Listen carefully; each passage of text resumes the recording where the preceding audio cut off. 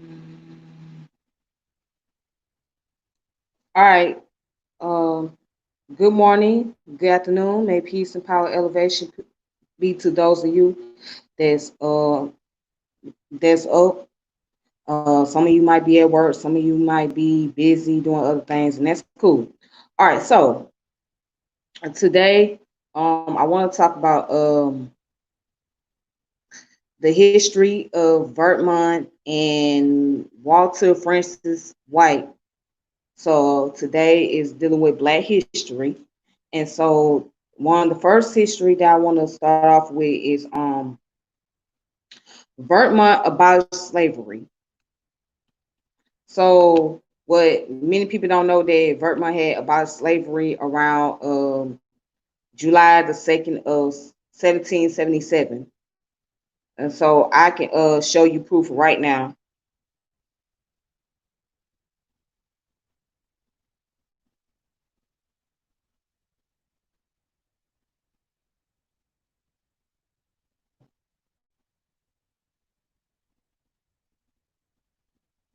All right. So okay, so during this time, on July the 2nd of 1777, Vermont abolished slavery. So I'm on the website, which is National Museum of African American History and Culture.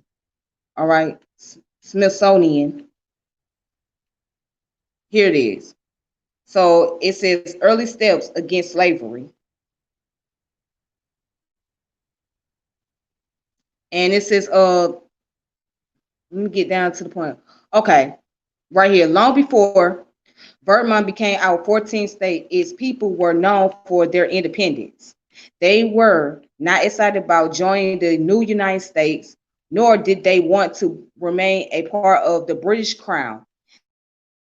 They liked being independent and made that clear to other colonies on more than one occasion. Such an opportunity came on July 2nd, 1777, in response to abolitionist calls across the colonies to end slavery. Vermont became the first colony to ban it outright. Not only did Vermont legislature agree to abolish slavery entirely, it also moved to provide full voting rights for African American males. Hold on, let me try to. Yeah, on November 25th, 1858, Vermont would again underscore this commitment by ratifying a stronger anti-slavery law into its constitution. And so Vermont's July 2nd, 1777 action was undoubtedly a historic event. The proclamation underscored the growing discontent many had with slavery and the slave trade, particularly in the colonies of the North, where Quaker-led abolition movements were taking roots. And so, let me skip on down. You see, and they have a booklet called "Was it Observation Upon Negro Slavery?" So the observation upon Negro slavery was written in 1790. See, it was written by Charles Crawford. All right, and then it says if free blacks associated with slaves both could and would be whipped, anyone given an African American cup of hard cider was leveled with a heavy fine, whip, or both.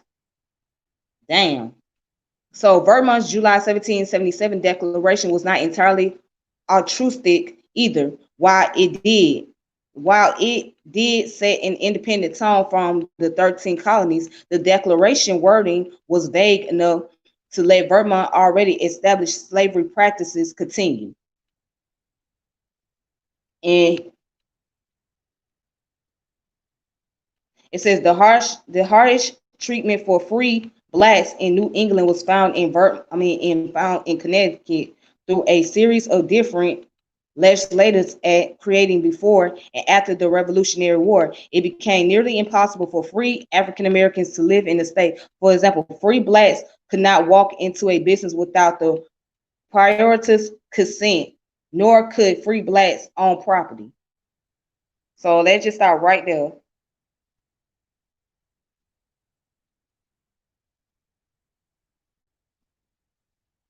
So let's start right there. All right. So according to this article, Vermont happened to be the first state to abolish slavery, right? But at the same time, it really didn't do the free blacks any good, because when they went to other states, they didn't have the leverage or the freedom as they thought they did.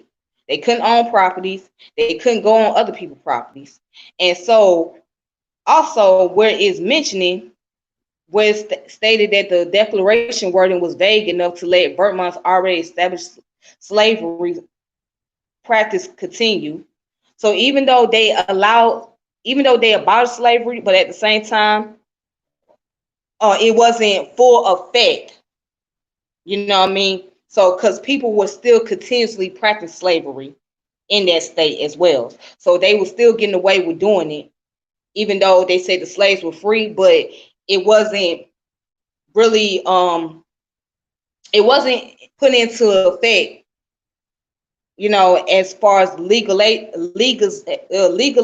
or legalization is concerned. It wasn't really, the law back then. You know what I'm saying? So they could still do it. They could still practice what they were doing.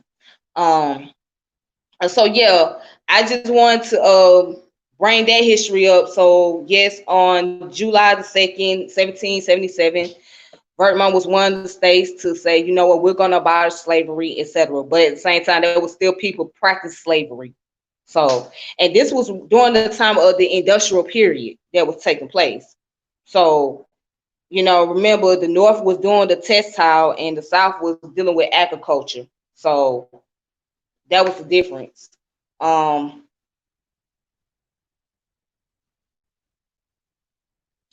Yep. So let's go to the next individual named Walter F. White.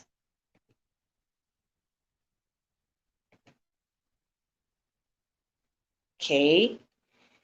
Let's go to the next person.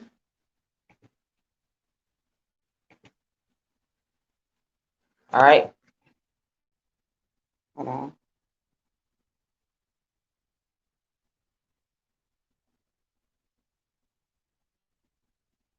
Okay, so here's a story of Walter Francis White.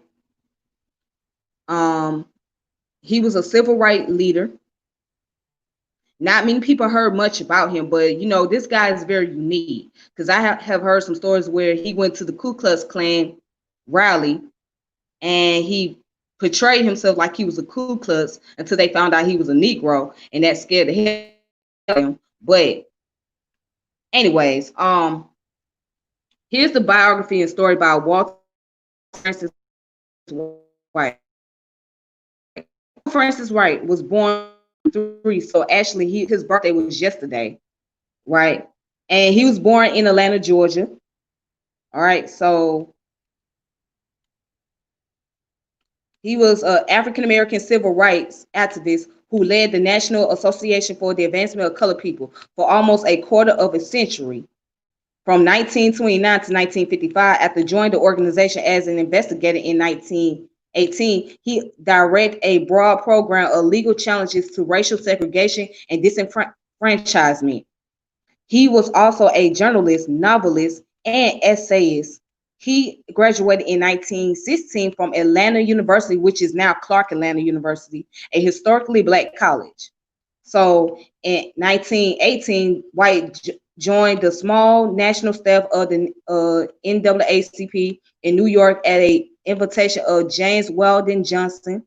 He was the same one that wrote the song "Lift Every Voice and Sing." That was James Weldon Johnson. He wrote it. All right. He acted as Johnson assistant national secretary and traveled to the South to investigate lynchings and riots.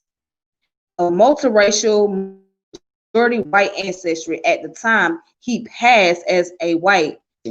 So yeah, if you see his picture right here, he looked like a white man.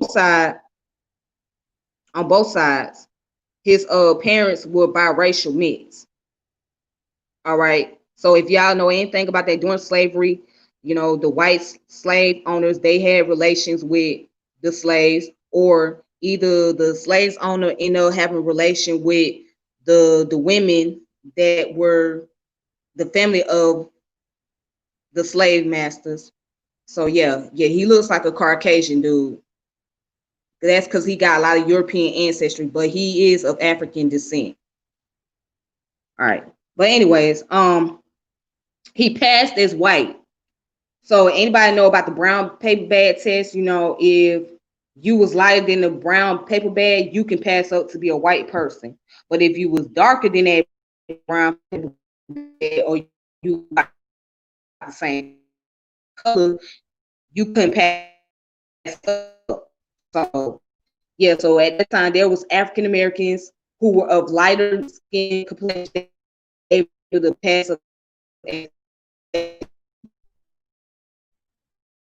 to facilitate his investigation and protect himself in tense situations, while succeeding Johnson as the head of the NAACP organization from 1929 to 19.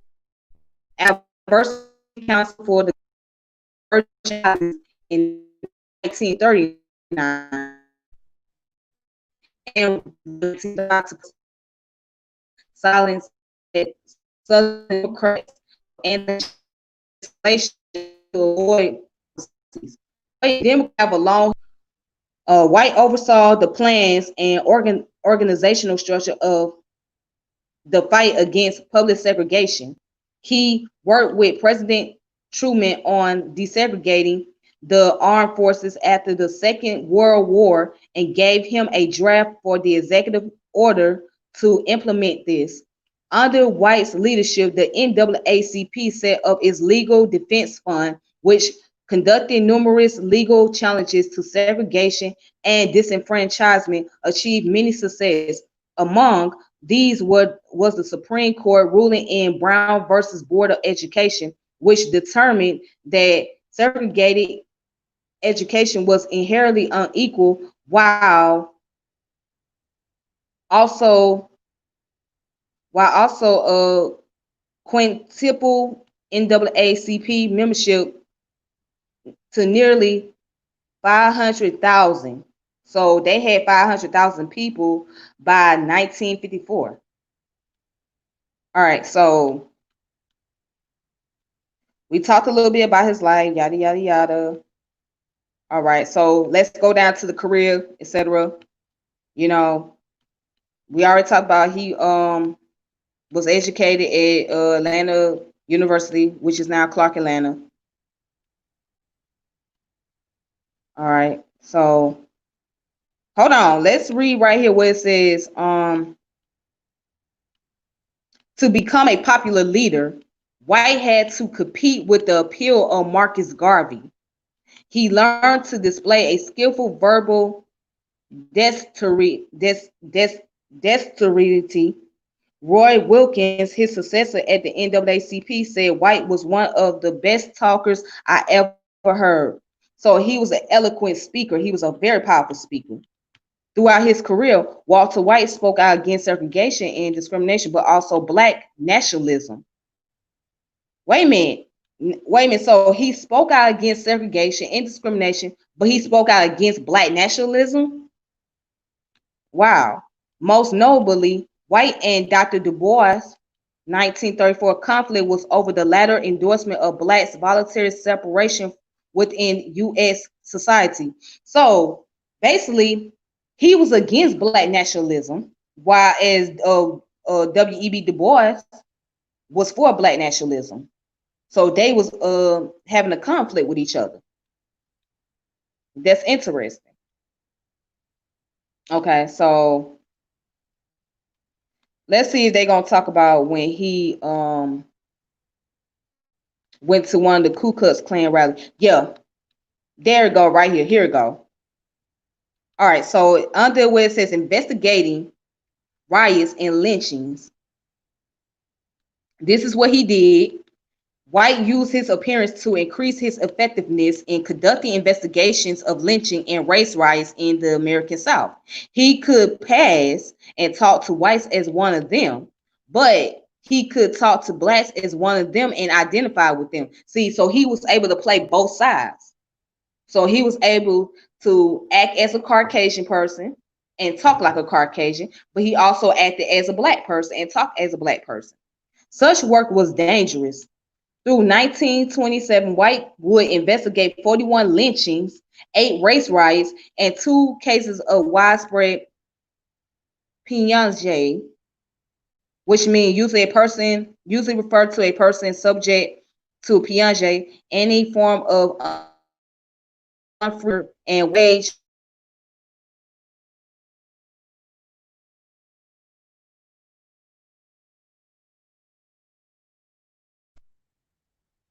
That means people who was working like under minimum wage, and they was working under poor condition, basically.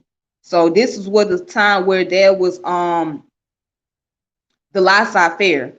So anybody that know about the laissez-faire, basically the government didn't interfere with businesses. So businesses operated how they wanted to, and they treated their employees how they wanted to treat them. So yeah, risking his life repeatedly in the backwaters of Florida, the piney woods of Georgia, and in the cotton fields of Arkansas. So he put himself at risk to find out to investigate all the lynching that was going on by the Ku Klux Klan. Pillage was a new form of unpaid labor. Okay, so these people was working for free, basically. They was not being paid. So they were still under that form of slavery, technically speaking. All right, so here it is. In his autobiography, A Man Called White, he dedicated his entire chapter to a time when he almost joined the Ku Klux Klan undercover, White became a master of incognito investigation. Yeah, he had to be incognito because if they found out he was a black man, they was going to lynch him. He started with a letter from a friend who recruited new members of the KKK. After correspondence between him and Edward Young Clark, leader of the KKK, White used the access to Klan leaders to further his investigation into the sinister and illegal conspiracy against human and civil rights, which the Klan was concocting. After deeper inquiries into White's life, Clark stopped sending signed letters. White was threatened by anonymous letters that stated his life would be in danger if he ever divulged any of the confidential information he had received. By then, White had already turned the information over to the U.S. Department of Justice and New York Police Department.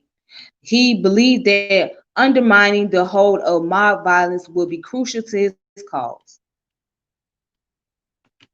So, and it also goes down where it says he investigated the first he did his first investigation in 1919 in Elaine race riot. That was back in October. That was in Arkansas, where white vigilance and federal troops in Phillips County, Arkansas, killed more than 200 black sharecroppers. The case had both labor and racial aspect.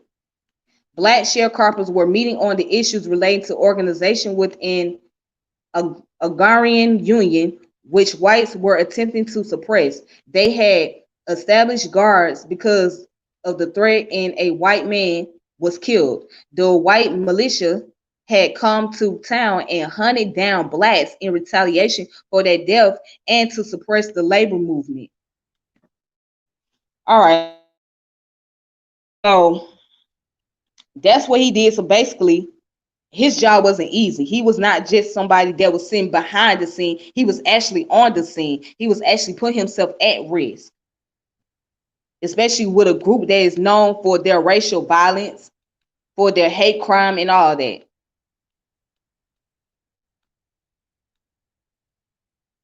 Okay, so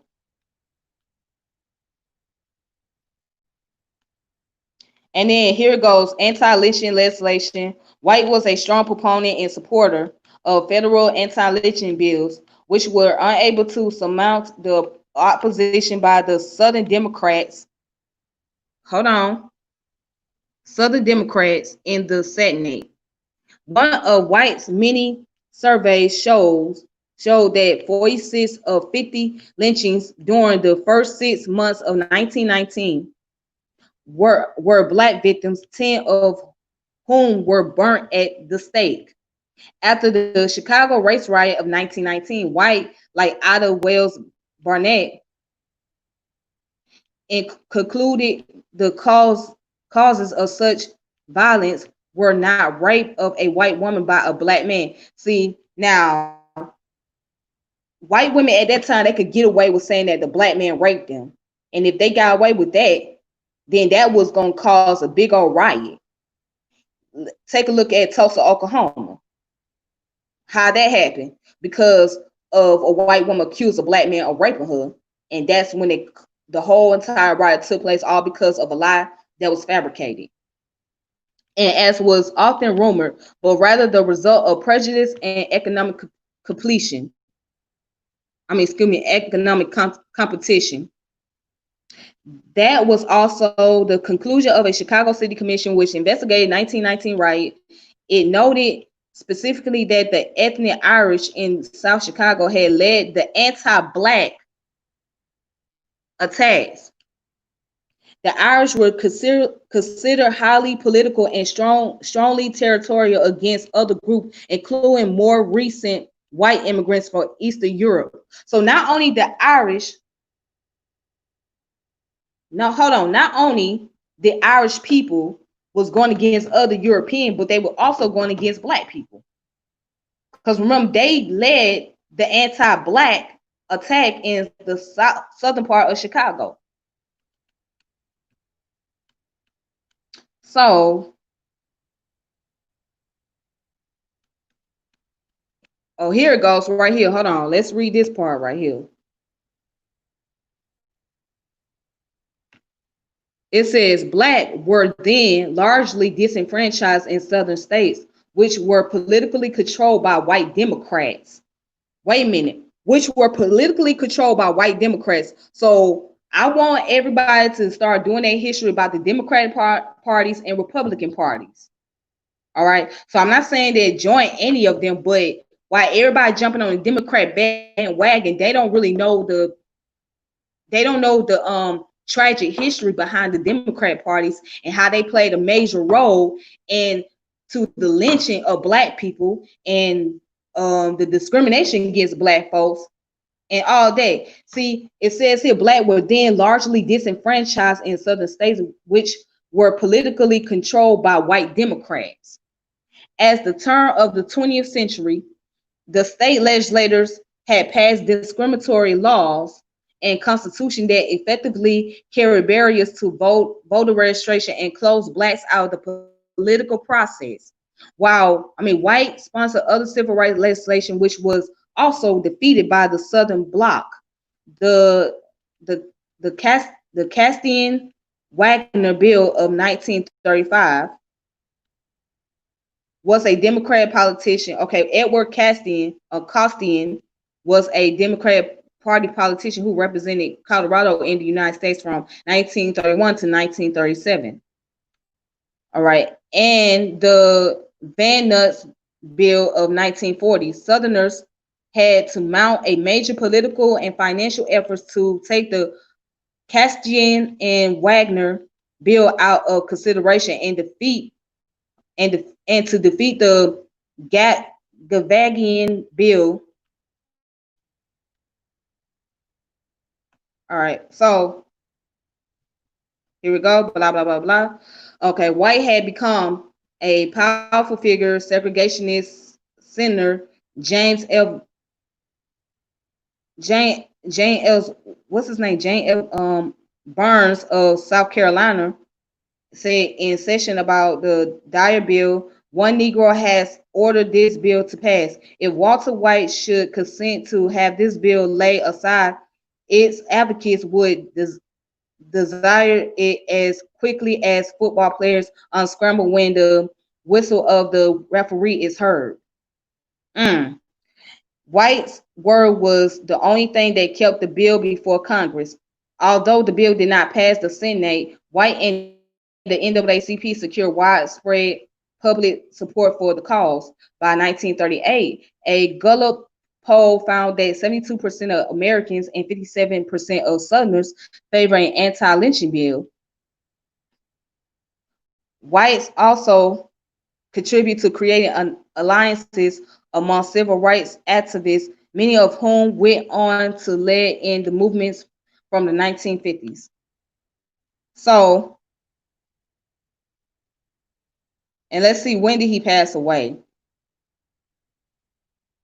Or how did he pass away? Let's see.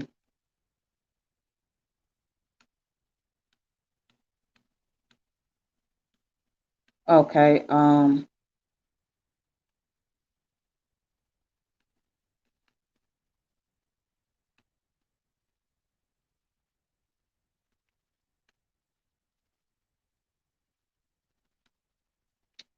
okay, that's the end of it. But yeah, so basically, and he died March 21st, 1955. It doesn't say how he passed on.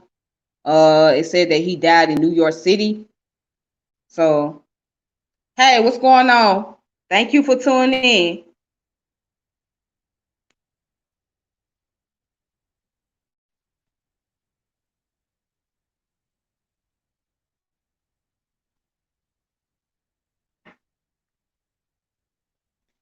Okay.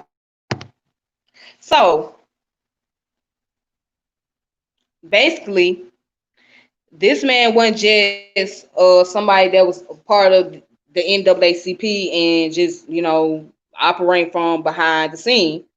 It was a lot that he had to contribute and he had to do. So in order for him to find out how many people was lynched and the condition they were living in, he literally had to go on the field and he had to disguise himself. So even though the only thing that's shocking to me was the fact that he and W.E.B. Du Bois had a disagreement about a black nationalism. As a matter of fact, let's look that up real quick.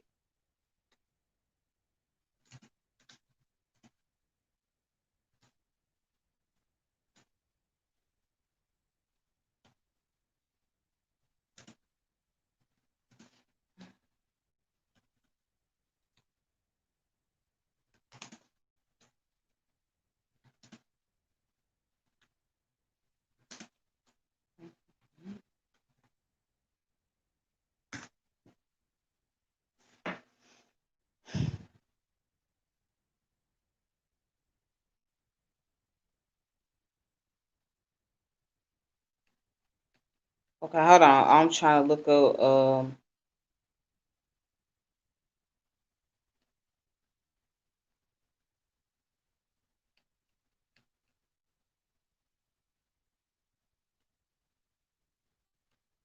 Oh, here it is. Here goes a letter from Walter Francis White to W.E.B. Du Bois on June 4th, 1924. Okay, so let's read the letter right here. I'm gonna put there a few. Okay, let's like.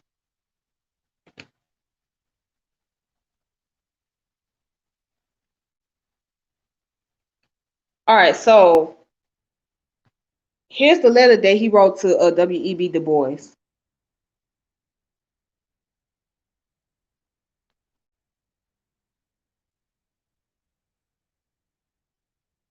Okay, so it says the National Association for the Advancement of Colored People, right? And this is Walter White writing a letter to W.E.B. Du Bois, and it says, "Dear Dr. Du Bois," because you gotta remember he had his doctoral degree. He was a sociologist. W.E.B. Du Bois was.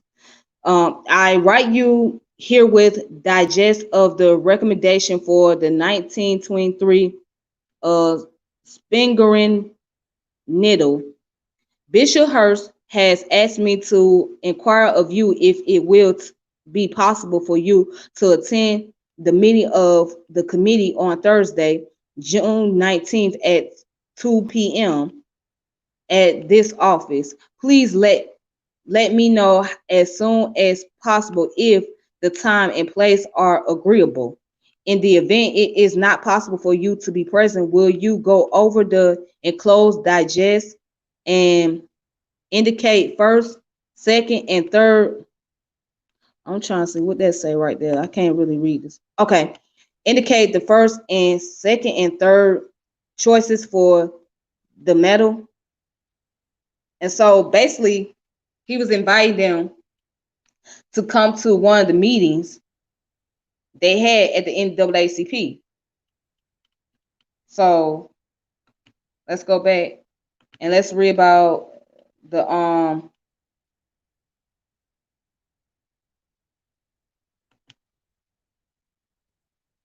what caused this whole feud to take place. So I'm on pbslearningmedia.org.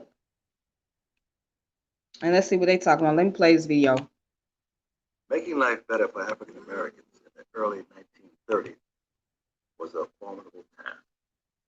As Langston Hughes said, the Depression had knocked everyone down a peg or two, and Negroes had but a few pegs to fall. The NAACP, like the rest of America, was struggling to survive. People want to see results. They want to feel that what they're doing is going to lead to something. And I think it was very hard for the NAACP to provide that. There was no political leverage. Black people in the South couldn't vote. There's not any movement forward on the main issues, anti-lynching legislation, sharecroppers getting fair prices for their labor. Things aren't changing. In 1932, Walter White takes over the leadership of the NAACP as its general secretary.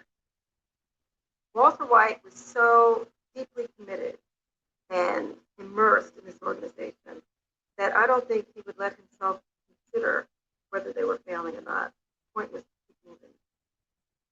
Walter White was he was able to keep the organization together when many people were thinking about quitting. Du Bois talked about disbanding the NAACP and getting it started on a new basis. Okay, W.E.B. Du Bois was talking about disbanding the NAACP and getting on the news basis. So, in other words, he wanted to revitalize the NAACP, wanted to like dismantle the whole thing and start from fresh and start with a different ideology and all that. But let's see what they talk about in this video. There was a fair amount of distrust for Walter White from many people on the NAACP. Du Bois, chief among them. Walter White was the sort of administrator who liked to keep his fingers on everything, including the crisis, which he believed was not reflecting the work of the NAACP so much as reflecting the beliefs and opinions of W. Bois. This was Du Bois's vehicle for making known his views. It broadcast a variety of opinions on important questions of the day, such as what should the Negroes' attitude be towards Marxism. Walter White was not so much concerned about many of these theoretical questions as he was concerned with making sure that the crisis covered what the NAACP was doing. In 1931, he made a play to get control of the crisis, which was something that Du Bois was aghast at. They look at each other. Let's go back and read Walter White was not so much concerned about Du Bois. This was a fair amount of distrust for Walter White from many people on the NAACP staff. Du Bois, chief among them. Walter White was a sort of administrator who liked to keep his fingers on everything, including the crisis, which he believed was not reflecting the work of the NAACP so much as reflecting the beliefs and opinions of W. E. Du Bois. This was Du Bois's vehicle for making known his views. It variety of opinions on important questions of the day, such as what should the Negro's attitude be toward Marxism. Walter White was not so much concerned about many of these theoretical questions as he was concerned with making sure that the crisis covered what the NAACP was doing. In 1931, he made a play to get control of the crisis, which was something that Du Bois was aghast at. They look at each other and begin to say things about each other in a shockingly sharp way, so that Du Bois attacks White as being really a white man masquerading as a Negro, to use the term of the day. And White, of course, is able to give as good as he gets and charge Du Bois with being an egomaniac and an intellectual who doesn't see the needs of the times.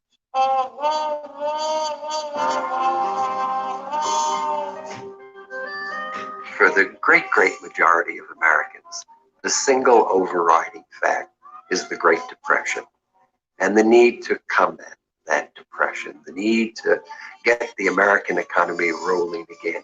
Everything else was secondary. In 1933, Roosevelt was elected. He had promised a New Deal for everyone. But to get the economy rolling, he would need the support of Southern senators. Programs to advance racial equality would have to wait. But for W.E.B. Du Bois, waiting was not an option. Du Bois came up with a proposal that since the New Deal wasn't going to solve the problem of the African American should do it, him and herself, within the context of the racial segregation that in any case was not going to go away, whatever the New Deal did. And to sell that point, Du Bois did what he so often did. He made it so controversial that you would have to address it by writing 3 editorials using the word segregation and separation. And these were red flags to the NAACP and its many followers. The whole point was racial integration. He sort of came out in favor of separate schools in the article, which was very, very much against the tradition of NAACP. But Du Bois knew that everybody would stop and pause and say, what's going on? But in fact, they stopped and they were so shaken that they didn't find out really what was going on. This would have been like Du Bois writing an editorial using the word nigger. I know that this article will forthwith be interpreted by certain illiterate nitwits as a plea for segregated Negro schools. It is not. It is saying in plain English that a separate Negro school where children are treated like human beings, trained by teachers of their own race who know what it means to be black, is infinitely better than making our boys and girls doormats to be spit and tramped upon and lied to by ignorant social climbers whose sole claim to superiority is the ability to kick niggas when they are down. W.E.B. Du Bois. Du Bois was being pragmatic. Do you accept the separate equality? The Supreme Court isn't going to do anything about it, he thought, for 50 years. What Du Bois was trying to say in that article is that, look, integration is important, but there's something more important than integration, and that is the education of African American children and their welfare. See, the thing to remember here is Du Bois believed that African American teachers were quite capable of teaching African American kids. The resources weren't there, but the teachers were there. My first grade teacher in a wooden frame school, believe it or not, used to have all the black kids in the first grade. She'd tell us what we wore on Wednesday. And by Friday, we were supposed to walk out before the class, always with our chest out and our shoulders up, and say, I'm Frederick Douglass, and I did this, I did this, I did that. My name is W.E.B. Du Bois, and this is what I did. I graduated from Fisk University. I went to Harvard, and I wrote a book called The Souls of Black Folk. We couldn't even read, but we were doing this. My name is Sojourner Truth, little girl.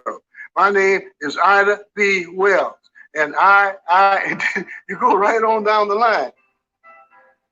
Du Bois felt that self-segregation was something that was all right, and Black institutions were important, indeed critical for building strength within Black communities. And he articulated this in the pages of the crisis. And Walter White and a number of the board members just wouldn't tolerate it. Southern congressmen began to quote Du Bois in the congressional record because they were saying, indeed, we should have a code of relief for whites, a code of relief for blacks.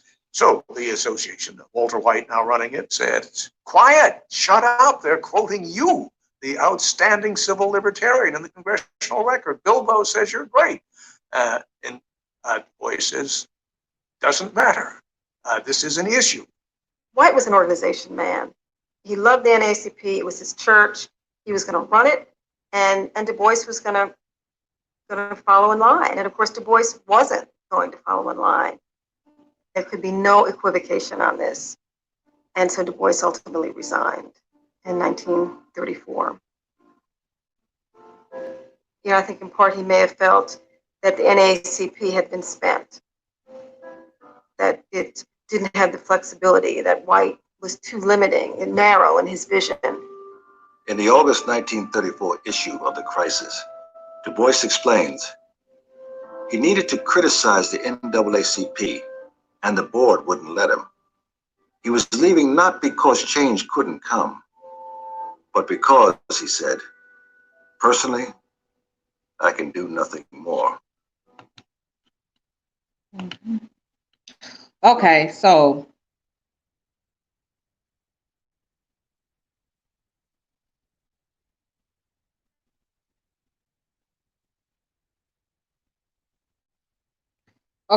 to sum that up, basically, Walter White felt that W.E.B. Du Bois was very egotistical and self-centered. Walter White wasn't for the idea of segregation, but he was for the idea of being integrated with whites. You know what I'm saying? So they can be able to get the resources that is needed for African Americans. And so W.E.B. Du Bois said, you know what, we got to have some standard for our people. Our people got to have this, and they people got to have that. I mean, yeah, you got to go beyond integration. What about proper education for black children so black children can know their history, they can know about who they are. And so Walter White didn't like what Du Bois was doing, felt that he was just out of character, out of line, and egotistical, and he just wanted to see things go his way. So that's when W.E.B. Du Bois said, you know what, it's time for me to go. It's time for me to move on and do my own thing, basically. So him and Walter White was butting head with each other on the idea of black nationalism. So W.E.B. Du Bois was for black nationalism. White said, no, we not going for that shit. We not doing that black separatist type of stuff. That's not what we're here for. We're here to earn our rights, to earn our freedom, to solve the issue of anti-lynching. And so that way black people can be treated as American citizens in this country. And the boy's like, yeah, I want us to be treated fairly, but at the same time, we got to have something for ourselves. So I think this was around the time when W.E.B. Du Bois finally had got his wake-up call. Because at one point in time, he wasn't like that. If you guys can remember, he was like a bougie-ass Negro from Boston, didn't have no clue and understand what the hell was going on, you know what I'm saying, until he came to the South right here in Atlanta. And he was a professor. He was teaching sociology. He was teaching history at Clark College. Then when he started seeing all the racial tension, that's when he started changing his perception. Like, look, this is more to it than what I thought it was. So by him joining the NAACP, he thought that maybe it would bring some more what's the term that I want to say? Some type of self-pride for black people, and get black people back on their feet economically so they can be able to do for themselves and have something for their own community. But in this case, the NAACP was on another direction. They was on something totally different. They was on integration more than they was on just doing for their own community and building their community up. They was like, look, we want to be a part of the society. We want to have a cake and eat it too. So that's the thing. So yeah, let's take a good look at one more video.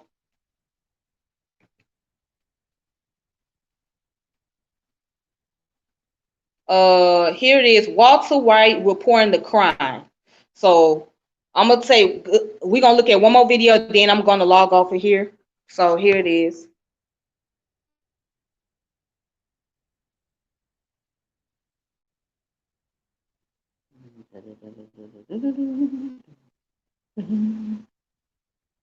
Okay, there we go. All right, so one more video.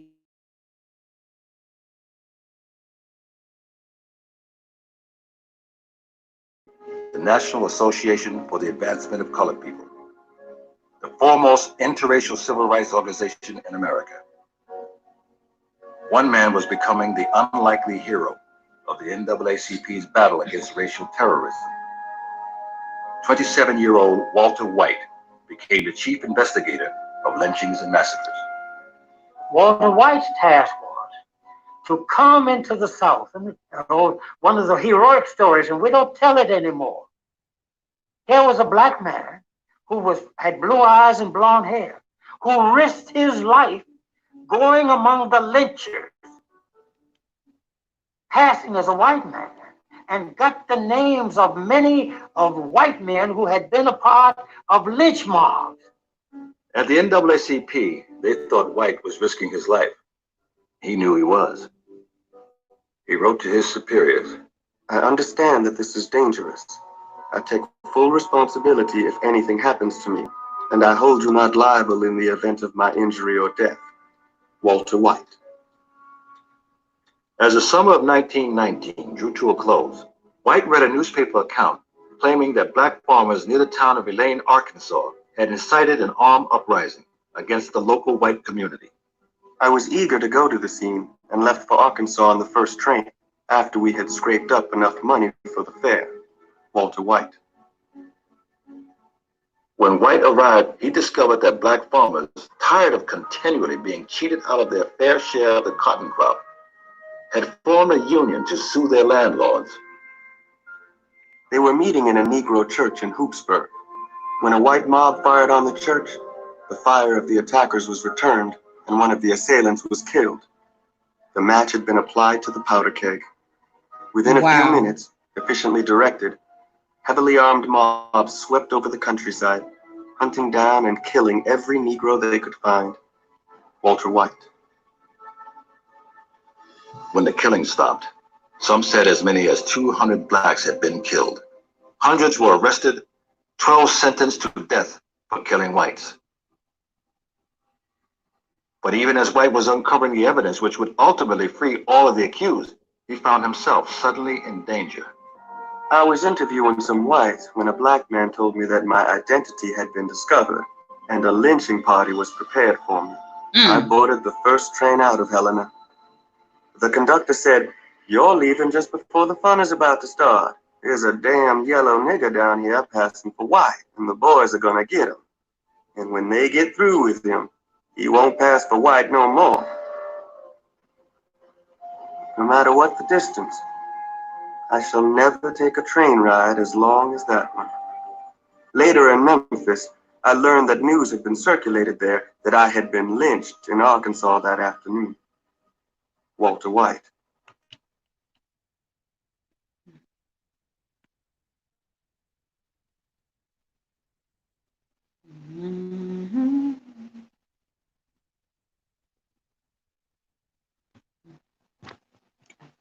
So yeah, so basically with that being said,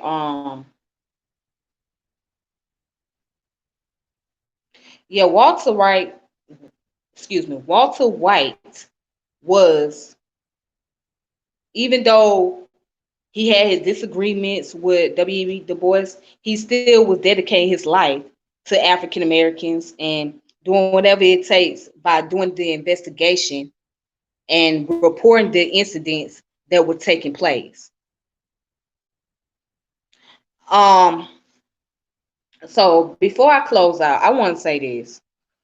You know, so many of our people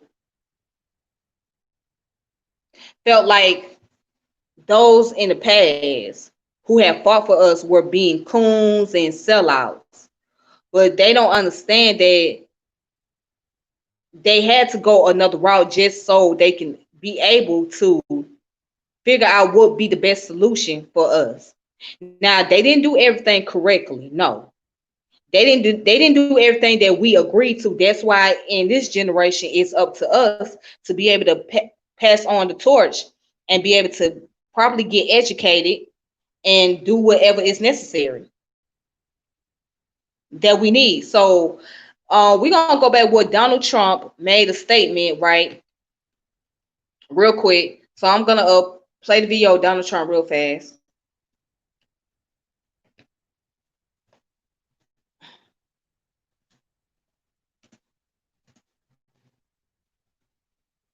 Hold on. Let me find that video real fast. Because so many people got offended with Trump. But me, I'm not surprised because I mean, what do you expect for him to say? He say all kind of ignorant stuff anyhow. Let me find that video.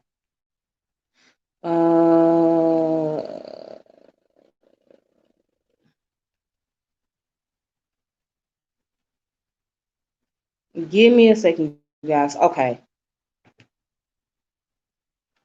All right. So I'm gonna go ahead and play this video with Trump. It's from MSN.com.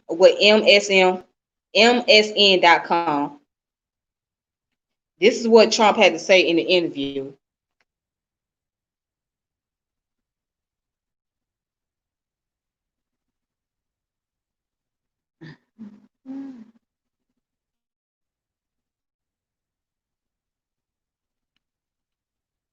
Okay, here's the interview right here.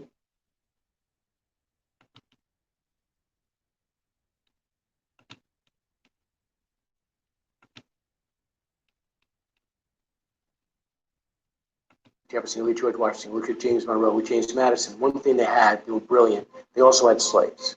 So how do we grow as a country, but yet not forget our past? So you have to understand history, and you have to understand the culture and so many other aspects of our country. And people can study that and they can hate it, and let's all hate it. But you can't take down George Washington's statue, and half of our country is named after Washington. You can't do, we have to remember the heritage, the culture of our country. Since you have done a lot for the African American community, what is your message to them who said my ancestors were enslaved because of their? My message is that we have a great country. It's the greatest country on earth. We have a heritage, we have a history, and we should learn from the history. And if you don't understand your history, you will go back to it again. You will go right back to it. You have to learn. Think of it. You take away that whole era, and you're going to go back to it sometime. People won't know about it. They're going to forget about it. That's interesting. I think this year specifically really changed me as a person, and I started seeing Black people who I know,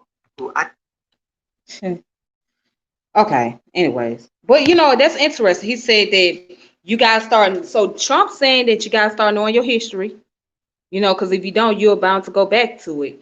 So I see his point, but I don't agree with America being the greatest country in the world and how George Washington was great, etc.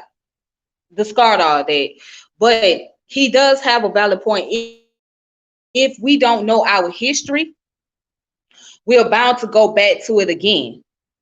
And so with his concept, he's speaking out against the monuments being taken down. So I can kind of see what he's saying that, don't take down those monuments, because basically you need to study the history of how America got to this point. And he's not saying that Black people don't have the right to feel the way they do about the government, because after all, we do have the right to feel the way we do. But he's saying, it would be wise for us to study our history, because if we don't study our history and we don't know how things can happen and what took place, we're bound to go back and we don't understand why.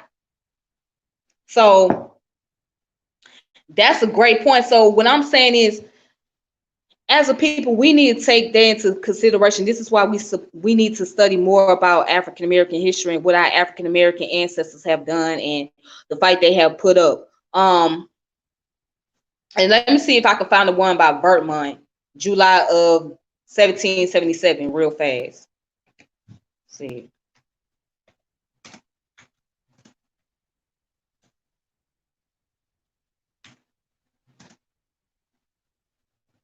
Let me see if I can find the one about Vermont.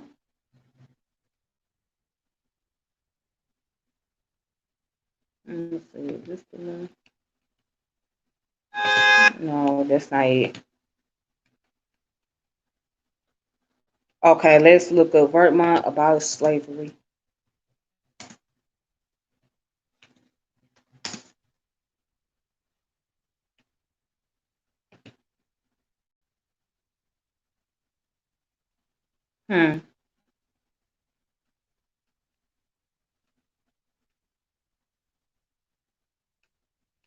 Okay, so let's see.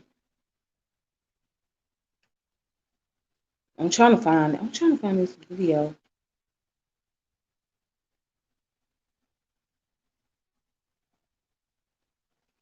Okay, well, I don't see if I can find something online. Vermont Abolish Slavery.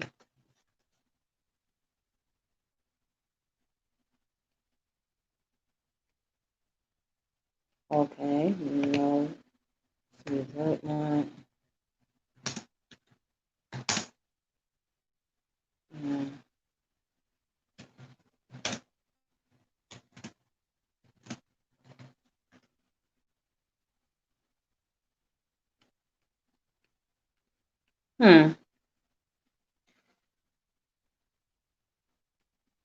Okay, so I don't think there's a video out about it. Let's see if I can, somebody probably done post something on Facebook about it. Let's see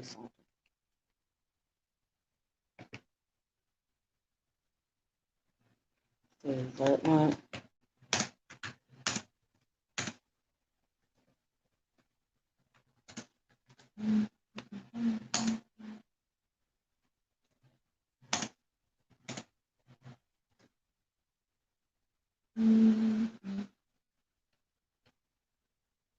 I'm trying to see if I can.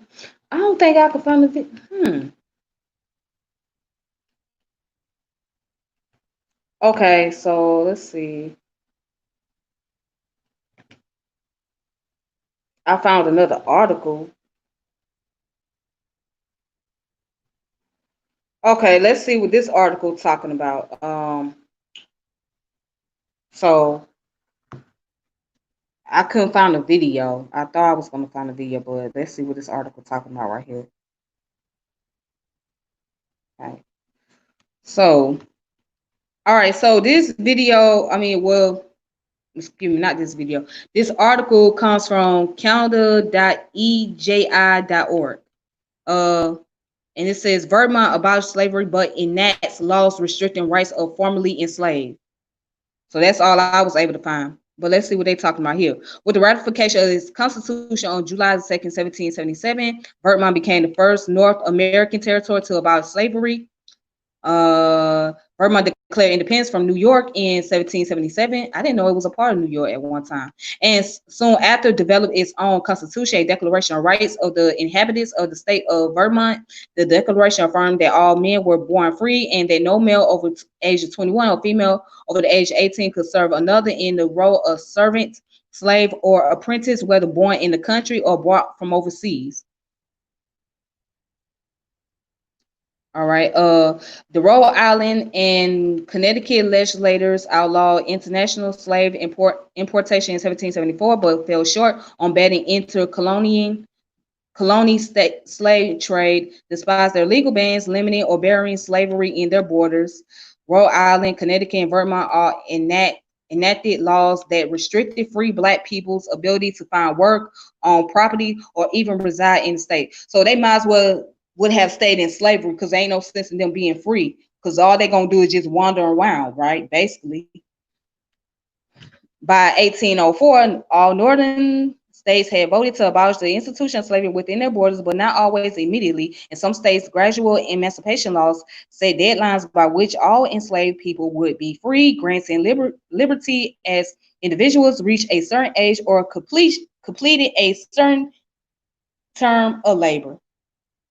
But still, gradual emancipation, quote unquote, left many Black people in bondage, servitude, and perpetuated slavery for decades. Though Pennsylvania passed its act for the gradual abolition of slavery in 1780, as late as 1850, the federal census documented hundreds of young enslaved Black people waited to be granted freedom upon their 28th birthdays. Wow. Mm.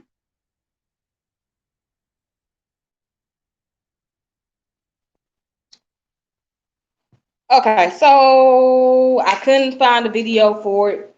So basically, going back to what I stated before, even though they abolished slavery, at the same time, they were still practicing slavery. So there was limited and restriction. So when people who were free from slavery, they couldn't find work, they couldn't do anything, basically. They were just wandering around.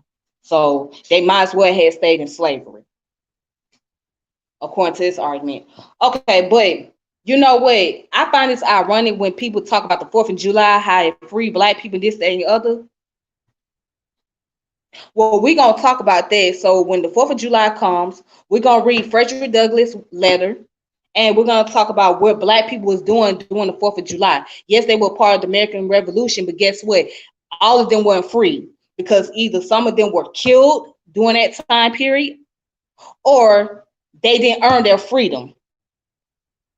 So some did not earn their freedom, some were killed. And then there was the rest of them that was still in slavery. So Black people didn't grant freedom from slavery until 1777, and Vermont happened to be one of the first states to abolish slavery, but at the same time, slavery was still a practice.